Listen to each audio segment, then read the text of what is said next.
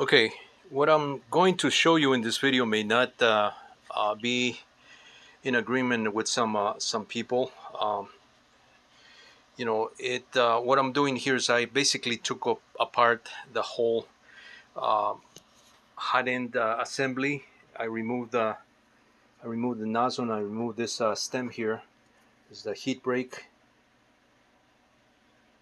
and I just kept the aluminum block separate. Of course, to do this, you have to in order to remove pieces that have been sealed, with the filament, with the plastic, you have to use some kind of a torch. I use just this little torch here just to heat it up and work slowly to remove the nozzle, as you typically do. But you have to gauge and see if this is something that you like to do. I like to do these things because I have the time. I'm not pressed for any any projects or anything like that. So this is on my own time, and I really enjoy doing things like that and just working, getting it back. There's something satisfying about working on something that's been worn out or used and getting it back to shape. That's just my character. Now you may be weighing this against, depending where you're at in life.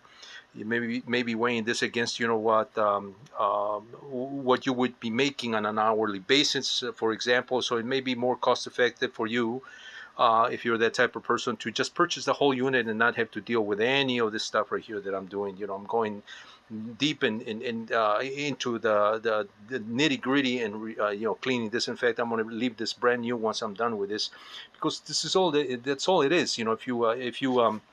If you don't, if you're not worried about putting your value to your time, and you enjoy the stuff like this like I do, so I like to clean these things and get them back nice and neat, and that saves me having to buy a new one. But it's not much if you consider your time more valuable. It's not that I don't consider my time valuable, it's just that I like doing these things and I can. So I just remove that, and you can see it's a lot cleaner than in my other videos.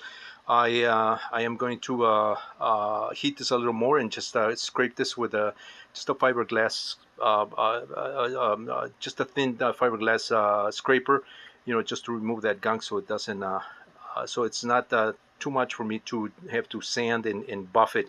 And so I'm going to do that. And same thing with these other parts right here. As you can see, these parts are perfectly new. This had some plastic embedded inside, and all I did was use a piece of wire, to just shove that little piece of plastic that was stuck there, with a little heat, shove it out, and it's now clean. Even this can be